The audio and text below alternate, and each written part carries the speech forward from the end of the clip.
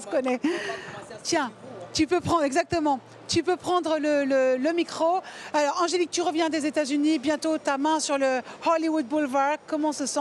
Tu es, je rappelle, l'artiste française qui a reçu le plus de Grammy Awards, qui est la voix la plus internationale. Ça, c'est un fleuron français, mais aussi malien. Béninois. Et béninois, pardon. Comment est-ce que tu te sens aujourd'hui, alors que tu vas bientôt avoir tes mains sur Hollywood Boulevard? Mais je me sens toujours humble parce que je ne m'attendais pas à ça. Quand on m'a réveillé le matin pour me dire ça, je dis ça c'est une blague et j'aime pas cette blague. Et on me dit non, c'est pas une blague, c'est une réalité. Il a fallu que je le voie sur les réseaux sociaux et pour de le lire dans les journaux pour y croire.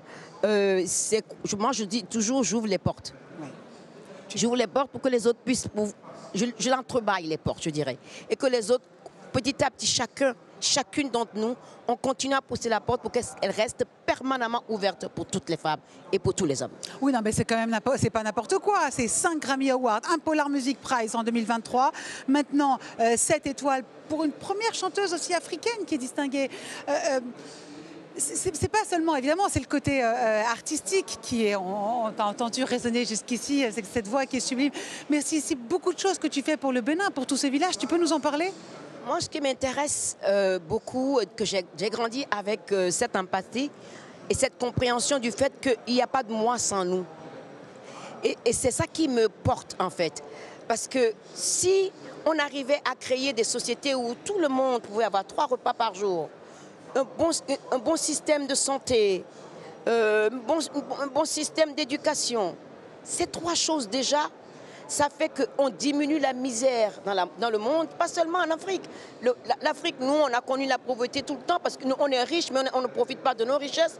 Et c'est une décision à prendre avec les pays riches aussi. Parce que ça finira par les impacter, ça commence déjà par les impacter. Parce que quand on aide des milliards de personnes dans la pauvreté, cette pauvreté se retrouve ici en immigration. Pour moi, c'est une logique que nous avons oublié, qu'on a mis de côté et on a commencé à s'intéresser à nos intérêts personnels sans penser au nous. Et c'est là où la démocratie est en danger et c'est là où nos sociétés sont en danger. Et moi, c'est ce que je chante depuis le départ. C'était ma première chanson que j'ai faite. J'ai dit, je veux faire la lumière sur les gens qu'on met en prison parce qu'ils ont le droit de parler, qui disent la vérité, qui dérange les dirigeants. Et ça, j'ai appris ça quand j'étais gamine parce que mon père disait toujours, tu n'as pas de vie si les autres n'ont pas de vie. Quand tu es témoin d'une injustice et que tu ne fais rien, cette injustice viendra taper à ta porte, mais multipliée par 100.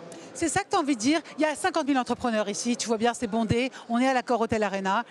Les entrepreneurs qui veulent t'aider à investir dans ces villages du Bénin, c'est ça que tu leur dis? Tu leur dis, on travaille pour nous tous? Bah oui, parce que ces entrepreneurs-là, ils veulent quoi? Que les entreprises soient pérennes et que ça continue à générer des profits. Comment vous pouvez générer du profit quand les gens n'ont pas d'argent pour acheter? Quand les gens n'ont pas d'argent pour que votre entreprise se développe beaucoup plus. Je crois qu'il est indispensable, quand on s'appelle entrepreneur, la première des choses qu'on doit penser, ce n'est pas le profit. C'est combien de clients je peux avoir. Et pour avoir les clients, qu'est-ce qu'il faut faire? Il faut que les gens soient en mesure d'aller acheter quelque chose en toute dignité. Pas forcés à le faire parce qu'ils n'ont pas le choix. Parce que quand quelqu'un peut acheter quelque chose en toute liberté, elle en parle à d'autres personnes. Le bouche à oreille, personne ne peut l'acheter. Ça a un pouvoir incroyable. Et c'est là où les entrepreneurs font des erreurs, surtout ceux qui font dans le business de prendre des ressources en Afrique sans rien construire en Afrique. Quand on donne l'argent au gouvernement, le bénéfice des entreprises passe, ils ont une enveloppe pour corrompre les dirigeants. Et ces dirigeants, en retour, permettent à leur population d'être pauvre. Il faut contourner les dirigeants et aller parler à des gens qui peuvent aider les pays africains à sortir de la pauvreté. Que l'éducation soit beaucoup plus importante. Au jour d'aujourd'hui, les filles que j'aide, au Bénin, on construit aujourd'hui une usine. Voilà. Une usine où elles fabriquent le plan peanut qu'on donne aux enfants malnus. Grâce à la Fondation Batonga. Grâce à la Fondation Batonga. La tomate, plein de choses elles font pour leur communauté. Et je vois que dans leur communauté, parce que ma démarche dès le départ, ce n'est pas d'aliéner les filles par rapport aux hommes. Je fais la même chose avec les garçons, les responsables religieux, les chefs de village, les mères, les pères. Tout le monde participe à ça. Et quand les filles réussissent, c'est toute la communauté qui réussit parce qu'elles ont compris, elles. Quand elles ont fait leur modèle de business, elles ont dit dès le départ, il faut qu'on crée un fonds d'urgence. Que ce fonds-là soit au service de la communauté dans le sens plus général du terme. Un enfant ne peut pas payer sa scolarité ou son uniforme, on est là. Quelqu'un a besoin d'aller à l'hôpital, on est là. C'est-à-dire que leur business profite directement à leur communauté. Mais elles ont envie d'impacter leur pays. Donc, elles vont étape par étape. Leur communauté, le village d'à côté et petit à petit le pays. Et c'est ces femmes-là qu'il faut aider. Et c'est ces jeunes hommes que nous aidons aussi, parce qu'on ne fait pas que les jeunes filles, on fait les jeunes hommes aussi, parce que les deux vont ensemble. Ces jeunes filles, si elles décident de se marier, et si leur mari n'a pas d'emploi, tout l'investissement que j'ai mis dans les filles s'écroule.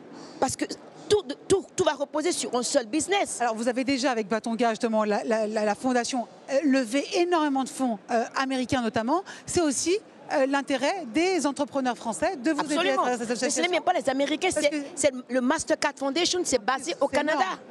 Et c'est depuis le départ, parce que leur démarche au départ correspondait au mien. D'accord. Donc on est ensemble en te disant on va créer des emplois. Et la prochaine étape pour moi, c'est d'arriver à créer un endroit où on n'a pas besoin de diplôme pour apprendre un métier. C'est-à-dire qu'il y a des gens qui ont des capacités de créer des choses. Il y a des jeunes qui fabriquent des vélos avec du recyclage. C'est-à-dire qu'on a chez nous, dans tous les pays d'Afrique, il y a toutes les têtes possibles. Il faut un endroit que j'ai envie de créer pour que ces jeunes qui rêvent puissent mettre leurs rêves en réalité, créer des emplois sur le continent africain. Si on veut, au jour d'aujourd'hui, arrêter l'immigration clandestine, il faut que les pays africains créent des emplois. Les jeunes ne viendront plus ici. S'il y a des emplois et qu'ils sont fiers de leur pays de rester, ils ne viendront plus jamais en Europe. Donc du coup, les extrêmes droites, ils diront quoi?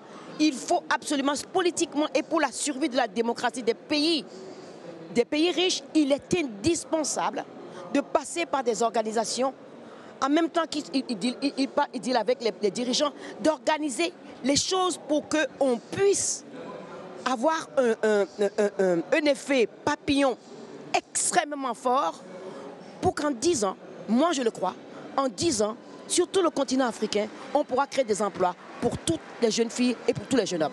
Et bien ça, c'est au sens de Platon. La vérité, c'est la dignité avant tout. Et ça, on va le faire. Merci beaucoup, Angélique Kidjo.